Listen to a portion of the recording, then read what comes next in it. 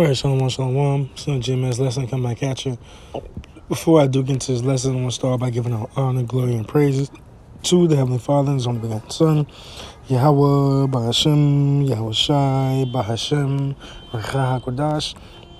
Next up, the honors of my apostles and elders, a great millstone, who taught me the 100% truth of the Bible and who rule well. Peace, love, salutations to all the brothers across the four corners of the earth, pushing this truth in all diligence and sincerity. I just want to jump right into a little well edifying lesson. The title: Why can't we all come together? Right? That's the spirit. That's the flavor of the week. That's the spirit that these other camps are in. That's the spirit that their followers are in. Why we all just can't come together? So what if you believe this? So what if you believe that? So what if you think this means this or that means that? As long as we all know that we Israelites and we try to build a nation, it should be all good. Well, what did the scripture say? Let's read something real quick. This is Zechariah 13:8. And it shall come to pass that in all the land, saith the Lord, 2 parts therein shall be cut off and die, but the third shall be left therein. Right. That was really the point. I didn't mean to copy 9, but in verse 9, and I will bring the third part through the fire, and I will refine them as silver is refined, and I will try them as gold is tried, and they shall call on my name, and I will hear them. I will say, it is my people. And they shall say, the Lord is my God, the Lord is my power. Right. Well, I'm glad I got it. So it's the spirit anyway. But the point being, right, so the elect, the 1/3 that's going to be brought through the fire, right, the fiery trials, the tribulations that come through with coming into this truth. I always like to use this analogy. When you come into this truth, when you come into the serving the Lord, right, Sirach 2:1, and you read on down, when you come into to serve the Lord, prepare thy soul for temptation, right, because it's like what?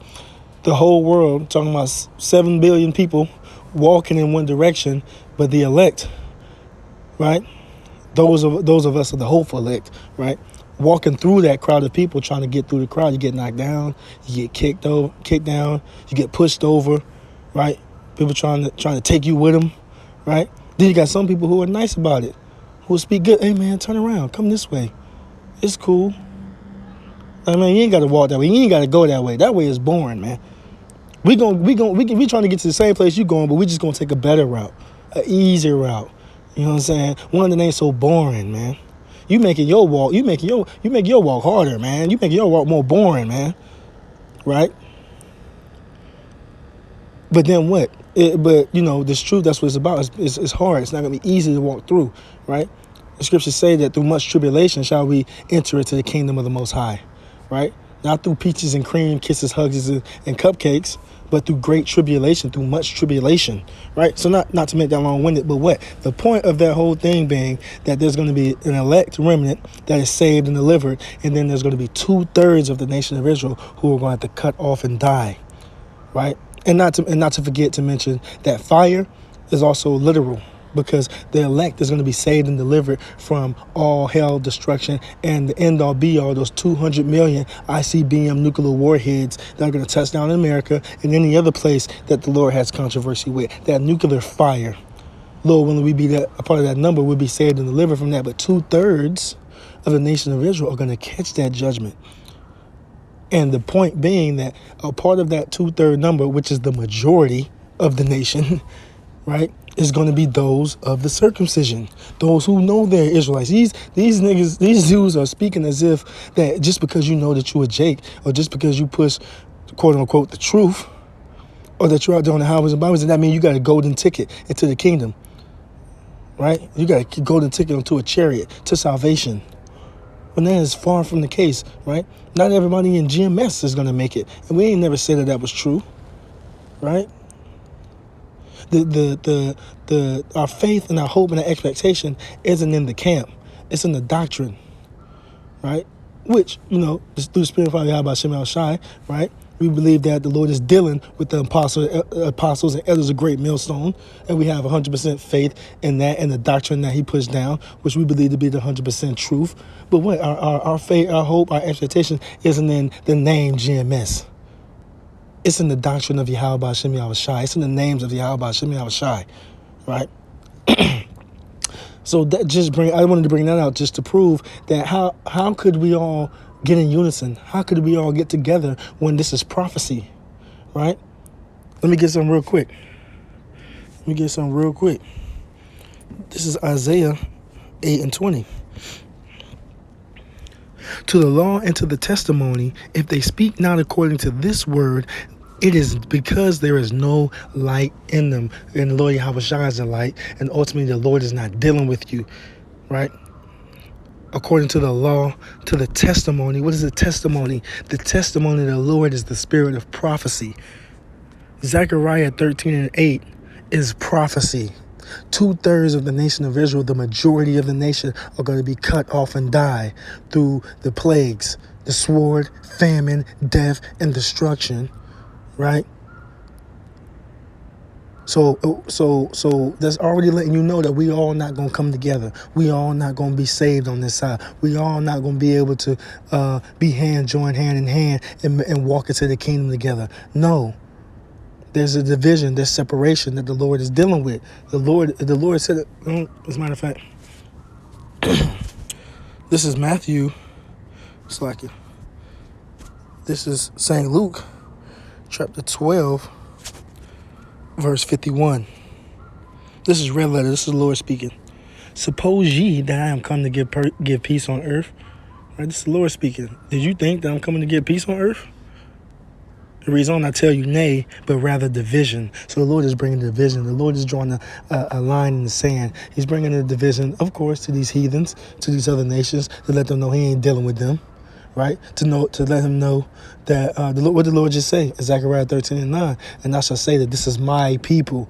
The Lord is making the distinction between his people and the rest of the world. But don't forget, the plague that the Lord is going to bring that reads in Zechariah 14. Right?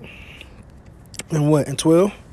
Right? This plague, and this shall be the plague wherewith the Lord will smite all the people that have fought against Jerusalem. Remember, all the people that have fought against Jerusalem, that also includes Jerusalem.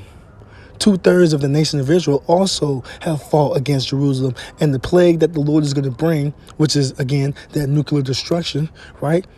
2/3 of the nation of Israel are going to have to eat that if they don't succumb to the sword or famine and starvation, right? They're not excluded from this. It reads, their flesh shall consume away while they stand upon their feet, and their eyes shall consume away in their holes, and their tongue shall consume away in their mouth. Just wanted to finish that out. But the point being that it's not, when the Lord is talking about division, it ain't just with these heathens, right? It's especially you Jakes, man, because you're the ones who's supposed to be right. These heathens, therefore, going to conclusion, they never knew the Lord, right? So there was no hope for them in the first place, right? Good. So let's move on. This is Titus 1:10. For there are many unruly and vain talkers and deceivers, right? There are many unruly and vain talkers and deceivers, liars, man. Right? We just read Isaiah 8:20, right? That's why I said that that the important thing is the doctrine. It ain't about the names of the camp. They saying that, we can, IUIC can come together, Sakari can come together, Believers of the Way, Sons of Thunder, and all the other ones that they named. We can come together. We're united because what? We doing the work. No, you're supposed to be united because of the doctrine, right?